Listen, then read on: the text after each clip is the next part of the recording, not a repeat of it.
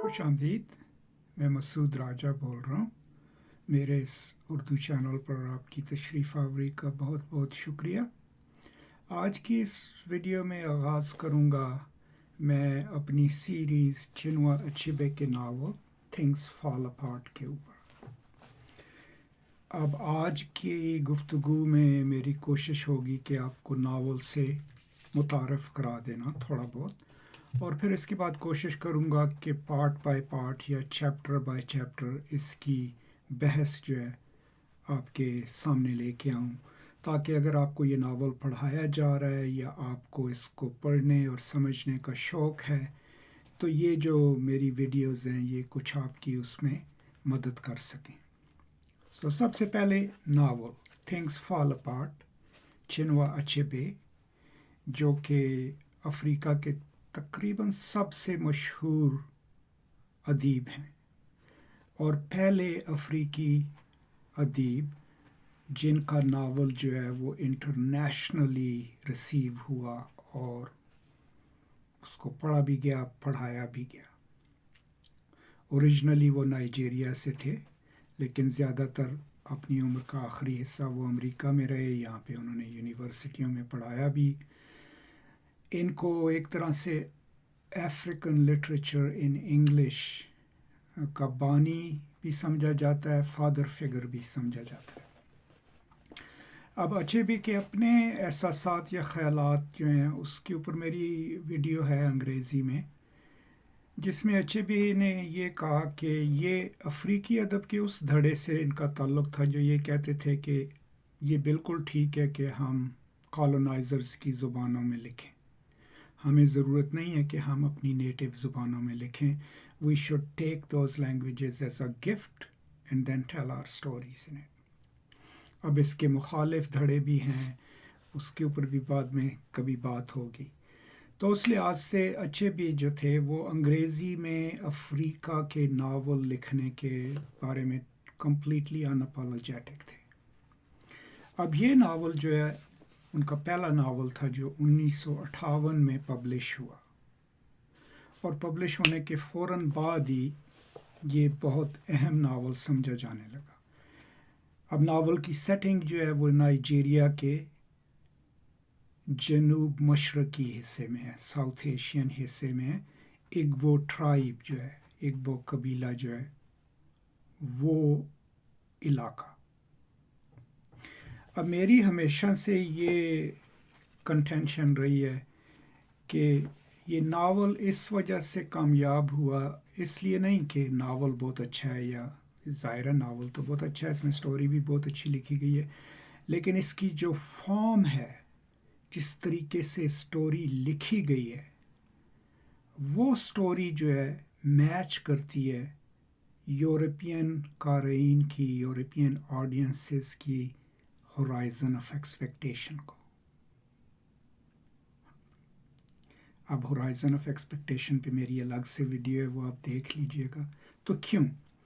अब अगर आप एक यूरोपियन अंग्रेज़ी नावल, रियलिज़म या मॉडर्निस्ट नावल के बारे में सोचें जो आपको पढ़ाया जाता है कि उसके क्या क्या खसूसियात होनी चाहिए, तो अगर वो कैरेक्टर ड्रिवन नावल है तो उसमें ज़्यादातर आप देखेंगे एक मेन कैरेक्टर की स्ट्रगल, एक आर्च होगी जिसको बोलते हैं फ्रेटैग्स आर्च, राइट, कि स्टोरी यहाँ से शुरू होती है, किरदार जो है, जो मेन किरदार है वो क्लाइमेक्स तक पहुँचता है, फिर फॉलिंग एक्शन।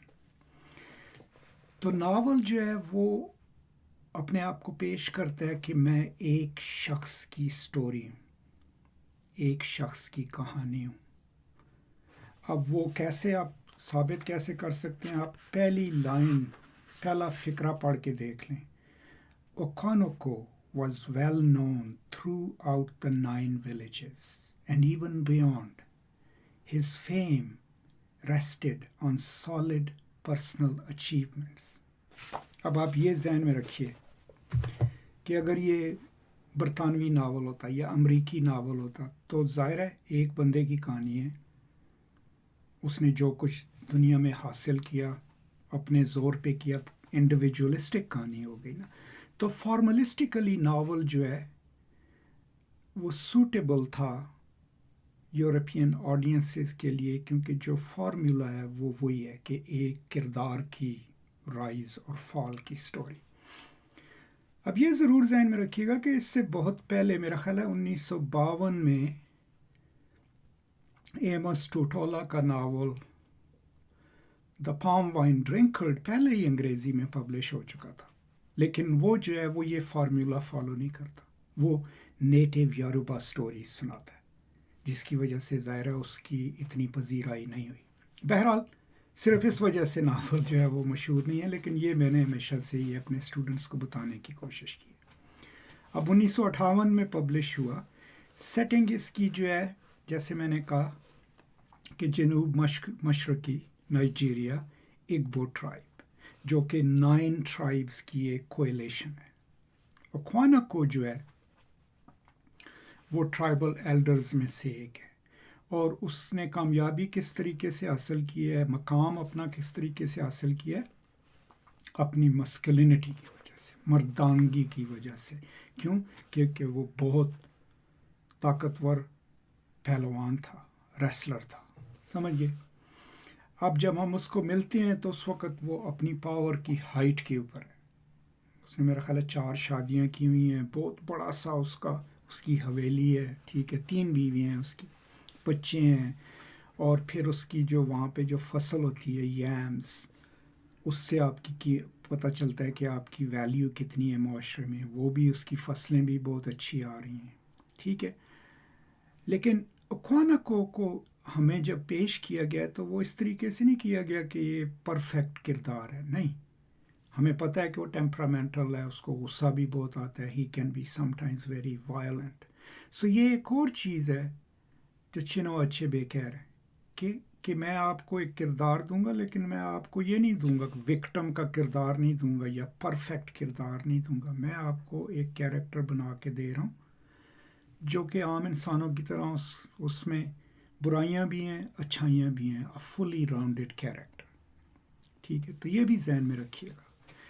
اب اس ناول میں اور کردار کون کون سے ہیں؟ ایک تو اوکوانوکو اور اس کی اپنی فیملی، اس میں ذکر آتا ہے اس کے باپ کا، یونوکا، جس کو اوکوانوکو بالکل پسند نہیں کرتا، کیونکہ وہ بالکل اوکوانوکو کے سے مختلف پرسنالٹی تھا، وہ سنگر تھا، آرٹسٹ تھا، اس نے کوئی جائیداد نہیں بنائی۔ تو اوکوانوکو نے اپنے آپ کو اپنے باپ سے الگ اپنی ذات کی شناخت بنانے کی کوشش کی ہے۔ پھر اس کا دوست ہے اوبرائے جو کہ ناول میں آپ کو اس کردار کو پیش کرتا ہے جو کہ ریفلیکٹیو ہے، جو سوچتا ہے حالات کے بارے میں، اپنے قبیلے کے بارے میں، اس میں اپنی زندگی کے بارے میں، سمجھئے۔ تو وہ بہت اہم کردار ہے۔ پھر اوکوانوکو کا بیٹا نوے، رائٹ، اور ایکھیمے فونا، وہ بچہ جس کو اوکوانوکو نے اپنے بچوں کی طرح پالا اور جو کہ ہوسٹیج بن کے آیا تھا لڑائی کے بعد۔ اب ناول جو ہے اس کے 3 حصے ہیں۔ پہلے حصے میں ہم دیکھتے ہیں اوکوانوکو جو اپنا ٹرائب ہے اس کی لائف۔ اب اوکوانوکو کی سٹوری سناتے ہوئے اچھبے کیا کر رہا ہے، وہ ہمیں اگبو کلچر کی مختلف چیزیں بھی سکھا رہا ہے، کہ سب سے پہلے کہ ایک کمپاؤنڈ جو ہے اس میں بیویاں اور ہسبینڈ اور بچے کس طریقے سے رہتے ہیں، بچوں کی سوشلائزیشن کیسے ہوتی ہے، میل بچوں کو کس طریقے سے پڑھایا جاتا ہے، وہ باپ کے ساتھ بیٹھتے ہیں، مردوں کے ساتھ آ کے بیٹھتے ہیں، لڑکیوں کو کی تربیت کیسے ہوتی ہے، پہلے ہم یہ سیکھتے ہیں۔ پھر ہم یہ سیکھتے ہیں کہ اس معاشرے میں ویلیو کس طریقے سے ہوتی ہے، کہ آپ نے کتنی آپ کی جائیداد ہے، آپ نے کتنی فصل آپ کی آئی، اس حساب سے آپ کی ویلیو ہوتی ہے۔ جب آپ ایک خاص لیول پہ پہنچ جاتے ہیں تو پھر آپ ٹائٹلز لیتے ہیں کہ میں اب چیف کا ٹائٹل لوں گا، میں یہ اس کا ٹائٹل لوں گا۔ پھر چیپٹر بائی چیپٹر آپ کو یہ بھی پتہ چلتا ہے شادی کی رسومات، جب اوبرائے کی بیٹی کا رشتہ آتا ہے تو اس میں کس طریقے سے ایکسچینج ہوتا ہے، کس طریقے سے پوری گفتگو ہوتی ہے۔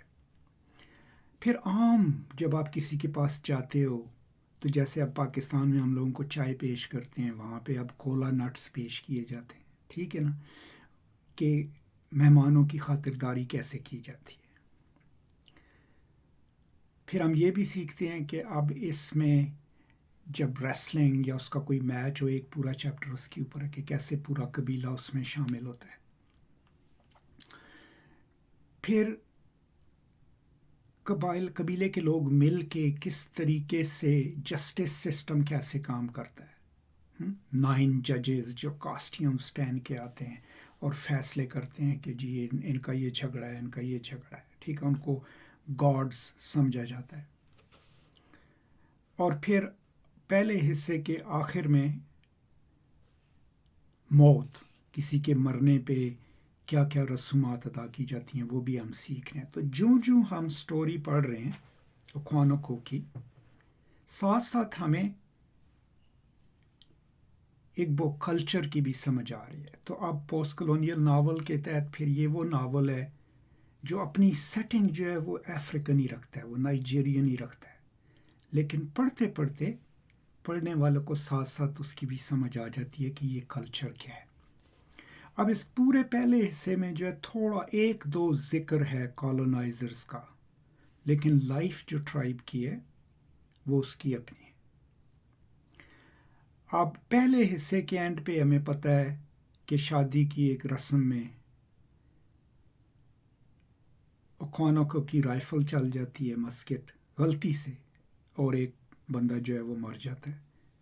اب اس کو وہ بولتے ہیں فیمیل کرائم، فیمنن کرائم، سمجھ گئے نا، کیونکہ اس میں انٹینشن نہیں ہے. جیسے ہم کہتے ہیں قتل عمد اور دوسرا قتل اشتعال، تو اب اس کی سزا اس کو یہ دی جاتی ہے کہ اس کو اپنا گاؤں چھوڑ کے 7 سال کے لیے اپنی ماں کے گاؤں جا کے رہنا پڑے گا. اب دوسرا حصہ جو ہے وہ اس کی زندگی ہے اپنی ماں کے قبیلے میں، جہاں پہ اس کی عزت بہت ہے، لیکن ظاہر ہے وہ نہ وہاں پہ لیڈر ہے. اب وہاں پہ وہ ایکسپیرینس کرتا ہے کہ ان کا کلچر مختلف ہے اس قبیلے کا، اور اس میں اب کیا آ رہا ہے، کرسچینٹی کی انٹروژن پڑ رہی ہے. ایک چھوٹا سا چرچ جنگل کے علاقے میں نئے کرسچنز نے بنا دیا ہے. اب وہ وہاں سے لوگوں کو کنورٹ کرنے کی بھی کوشش کر رہے ہیں، اور ظاہر ہے اوکونوکو جو ہے اس کو اس بات پہ بہت غصہ بھی آتا ہے.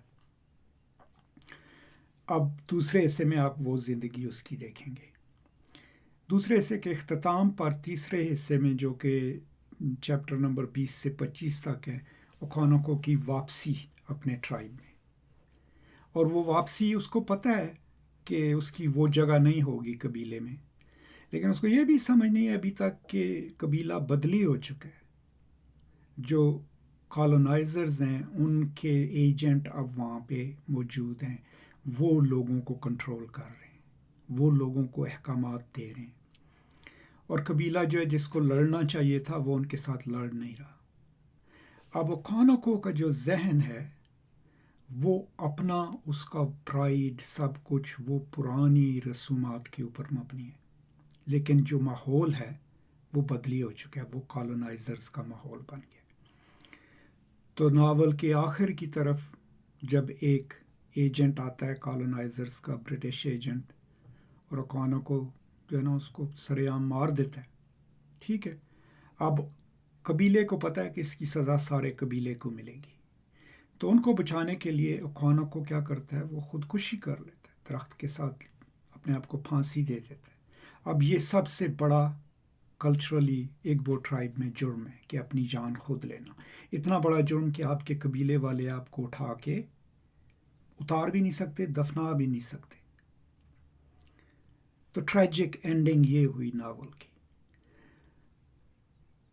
لیکن ناول اب ہمیں کیوں پسند آیا کہ ہم نے ایک شخص کی زندگی شروع سے اس کے عروج تک، پھر اس کی فال تک پڑھی، جو کہ عام طور پہ آپ کسی بھی کیریکٹر ڈریون ناول میں پڑھیں گے. اب اس کے اوپر میری انگریزی میں بھی ویڈیو ہے، کیونکہ آخری چیپٹر جب کمشنر آتا ہے اور لوگ اس سے درخواست کرتے ہیں کہ یار اس کی لاش آپ اتروا کے دفن کروا دیں کیونکہ ہم نہیں کر سکتے، تو ناول ایچے اس کو ختم کس چیز پہ کر رہے ہیں. The commissioner went away, 3 or 4 of the soldiers with him. In the many years in which he had toiled to bring civilization to different parts of Africa, he had learned a number of things. One of them was that a district commissioner must never attend to such undignified details as cutting a hangman from the tree. Such attention would give the natives a poor opinion of him. Every day brought him some new material. The story of this man who had killed a messenger and hanged himself would make interesting reading. One could almost write a whole chapter on him. Perhaps not a whole chapter, but a reasonable paragraph. At any rate, there was so much else to include, and one must be firm in cutting out details. He had already chosen the title of the book, after much thought, The Pacification of the Primitive Tribes of the Lower Niger. अब कई दफ़ा मैंने सोचा, अपने student से भी पूछा कि ये नावल जो है, इसमें आखिरी अल्फाज वो गोरे एडमिनिस्ट्रेटर को क्यों दे रहा है? आप भी सोचिए। तो अब ये देखें, हमने एक पूरा नावल पढ़ लिया जिसमें हमें अख्वानों की ज़िंदगी, उसके किरदार, उसके मुआशरे की चीज़ों के बारे में पता चल गया। हम जब नावल के आखिर पे पहुंचते हैं तो अख्वानों जो है उसकी बैक स्टोरी है, हमें उसकी ज़िंदगी के बारे में पता है, हमें उसकी स्ट्रगल्स के बारे में पता है, उसके किरदार के बारे में पता है। लेकिन कॉलोनियल पर्सपेक्टिव से वो बैक स्टोरी गायब हो गई। वो सिर्फ ये शख्स बन गया जिसने दरख्त के साथ अपने आप को खुदकुशी कर, और वो हमें वो कॉलोनियल पर्सपेक्टिव देता है, ठीक है ना, कि जिसमें नेटिव्स जो हैं वो खाली स्टोरी का एक छोटा सा हिस्सा है, उनकी जो पूरी ज़िंदगी है उस पर किसी की नज़र नहीं है, जो कि इस नावल ने हमें दे दी। तो ये चीज़ ज़हन में रखने वाली है एंडिंग की। अब एक चीज़ जो शुरू में बताना भूल गया कि इसका टाइटल थिंग्स फॉल अपार्ट कहाँ से आ रहा है, ठीक है, आपको आपके असातिज़ा ने बताया होगा, क्योंकि थिंग्स फॉल अपार्ट जो है वो W.B. येट्स आयरिश शायर जो हैं उनकी नज़म द सेकंड कमिंग से, टर्निंग इन द वाइडनिंग गायर, right, the falcon can not here the falconer, things fall apart, the centre can not hold, mere anarchy is loosed upon the world. So things fall apart क्या है कि by the end of the novel, पहले अख्वानों लोग जो हैं वो अंग्रेज़ों की जेल में फंसे रहते हैं, उनके साथ ज़्यादतियाँ भी होती हैं, ठीक है, कोई उनकी इज़्ज़त भी नहीं करता।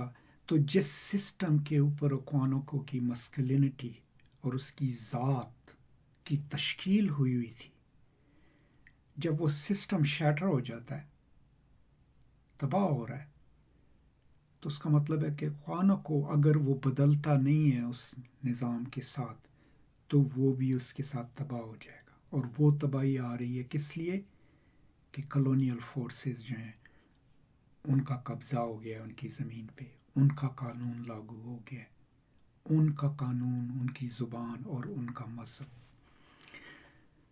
तो ये सारी चीज़ें जो हैं इनको ये नावल जो है ज़ेर बहस लाता है और स्टोरी में हमें पेश करता है। तो ये थे चंद अफ़कार, चंद ख़यालात जनरली नावल के बारे में। इसके बाद कोशिश करूँगा कि आहिस्ता आहिस्ता, अगर चैप्टर बाय चैप्टर नहीं तो हिस्सा बाय हिस्सा इसकी तशरीह पेश करूँ। इस दौरान अगर आपके कोई भी सवालात हों, कोई चीज़ जो आप ख़ास करके चाहें कि मैं उसको कवर करूँ, तो बराए मेहरबानी कमेंट्स में डाल दीजिएगा। मैं कोशिश करूँगा कि उस पर अलग से एक वीडियो रिकॉर्ड करूँ, लेकिन ये कोशिश ये होगी कि ये थिंग्स फॉल अपार्ट के ऊपर एक छोटी सी 4-5 वीडियोस की सीरीज़ हो, जिसको आप लोग इस्तेमाल कर सकें अपने पढ़ने के लिए और पढ़ाने के लिए भी और अपनी रिसर्च के लिए भी। बहुत शुक्रिया, खुश रहिए, पुरअमन रहिए, फिर मुलाकात होगी। खुदा हाफिज़।